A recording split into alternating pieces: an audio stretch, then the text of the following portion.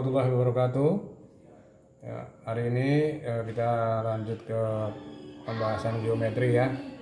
Bertepatan juga dengan pertanyaan dari murid saya, di mana murid saya ambil soal ini harus jelas. Saya tanya dari mana, kemudian dia bilang ini soal diambil dari channel Dr. Prastalwakar, ya. Channel matematikawan yang sudah sangat viral.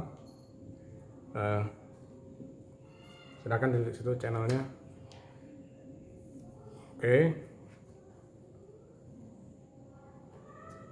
Sebentar, saya cari channelnya. Dengan baik-baik, dia ambil dari soal ini.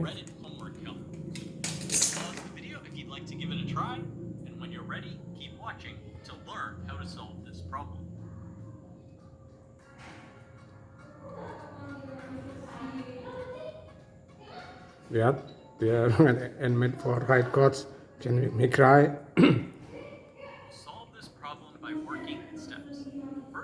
Ini saya cepatin aja.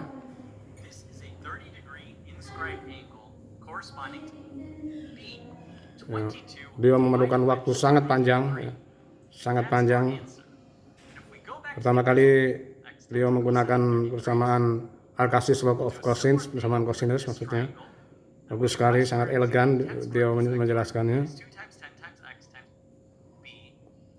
Intinya untuk menyelesaikan masalah ini, beliau membutuhkan waktu yang menurut saya untuk SAT sangat panjang ya. Nah, ini adalah jawaban daripada beliau. Intinya itu mengatakan bahwa soal ini adalah soal yang cukup alot dan begitu ya. Baik, sekarang kita akan mencoba menyelesaikan metode ini dengan metode yang insya Allah sangat sederhana. Bukan metode matematika, karena Dr. Prastalwakar adalah matematikawan. Tapi kalau untuk TPA, mungkin butuh waktu yang sangat lama kalau dikerjakan dengan cara biasa. Nah, perhatikan baik-baik pertama kali. Ya. Soalnya persis kayak begini, tadi saya sudah bilang diambil dari sumber yang jelas. Ya. Mereka sudah membahas dan pembahasannya sangat panjang. Ya. Nah, ini saya mencoba dengan pembahasan yang sangat sederhana. Ya. Untuk orang-orang yang bukan orang-orang matematika seperti kita-kita ini akan bisa menyelesaikan masalah ini. Baik, kita perhatikan baik-baik. Di sini pertama kali, di sini A, B, C, D, pertanyaannya berapakah BD? Jadi pertanyaannya berapakah panjang BD?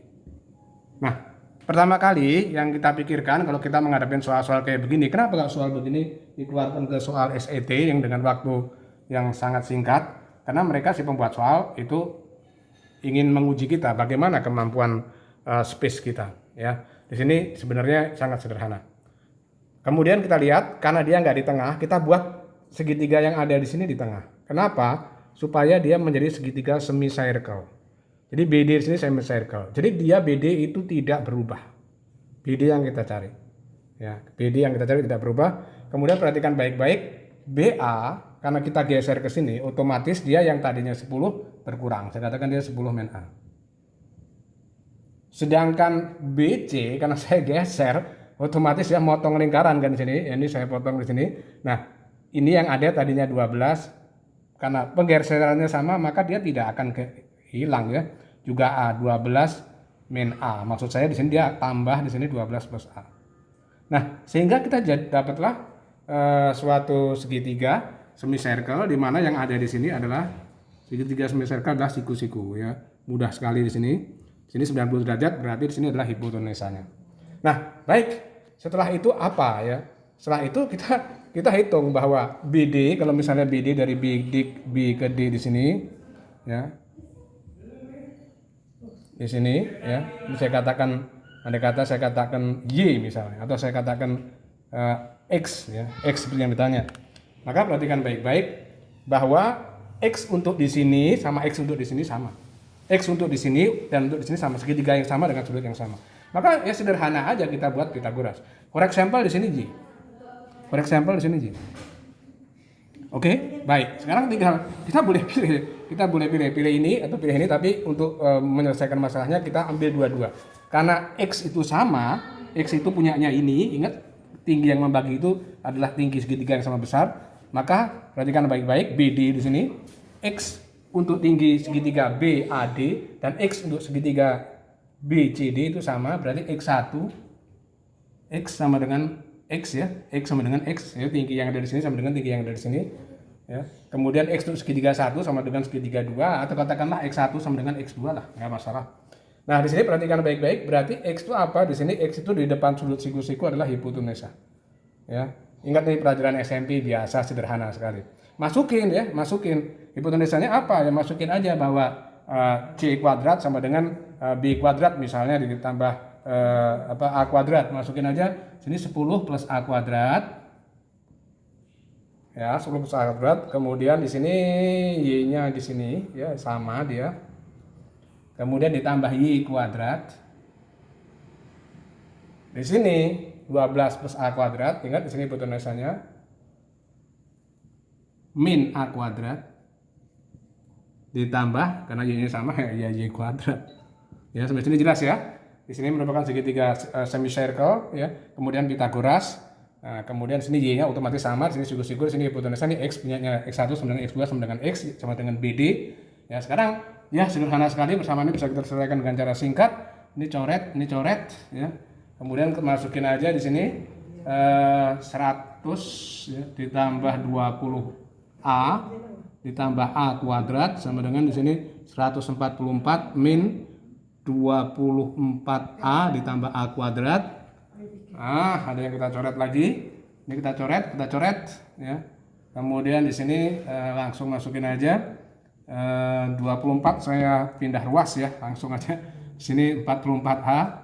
Kemudian di sini 144 saya kurangkan dengan 100, dia jadi 44 juga. Berarti A-nya di sini sama dengan 1 ya. A-nya sama dengan 1, berarti kita masukin Pak A sama dengan 1. Iya, masukin aja. Artinya sekarang 10 ditambah A berarti 10 ditambah 1 sama dengan 11. Nih. 12 ditambah A ya, berarti A-nya tadi 1 kan, 12 dikurangin A di sini ya. Karena di sini berkurang kan, terpotong ya di sini ya. Kita lihat kan, kita geser. Berarti dia 12 min A-nya tadi 1 ya, min 1 sama dengan 11. Nah, berarti kita sekarang boleh pilih, boleh kiri, boleh kanan. Untuk mencari X kita akan dengan mudah ya. Sekarang kita perhatikan baik-baik, di sini saya arsir. Andai kata kita pilih yang segitiga ini, boleh. Ya, ini saya arsir nih, boleh. Nih. Segitiga yang ada di sini, segitiga A, B, D. Ya, kemudian masukin aja untuk mencari X seperti Pitagoras yang seperti tadi, masukin aja bahwa X sama dengan yang kiri ya. X itu sama dengan 10.